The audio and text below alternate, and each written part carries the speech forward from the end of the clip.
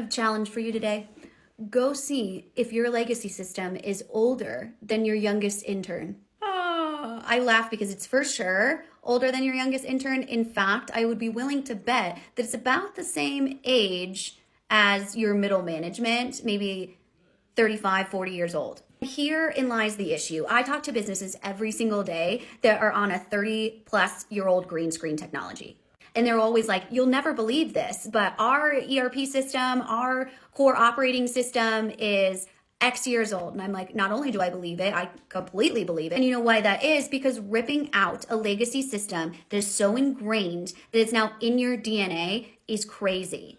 If these companies ripped out their entire system and replaced it, it would completely stop their entire operations, not to mention break massive amounts of integrations and processes. In an average medium to large size business, it would cost millions, if not billions. You can use a very easy example like the US government. They have over 10 legacy systems. To keep those running, it costs them over $300 million a year. Could they save money by ripping out a system and replacing it? For sure. But good luck getting approval for that type of multi-million-dollar to $1 billion budget to do that with the huge risks of cost overruns and delays. And herein lies the core issue. You can't go AI, business intelligence, predictive analytics, anything that you want to use modern software to stay competitive in our marketplace while still running on a geriatric legacy system. So what are we supposed to do? Well, step one, we're gonna put on some API wrappers and see what we got going on. I want to be so clear here that over APIing is not an issue and it's a psychological disorder. So please don't do that. What we're doing is using APIs in the short term to help our legacy system play nice with other more modern systems so that we can expose the data needs for our future system.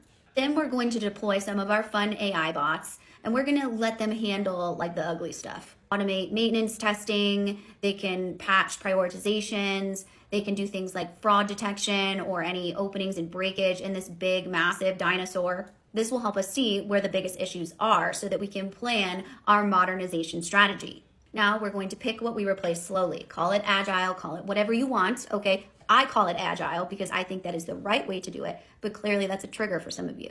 I'm gonna swap out modules piece by piece. Even if that's not how your vendor wants you to do it, that's how you're gonna do it because that's what's best for your business.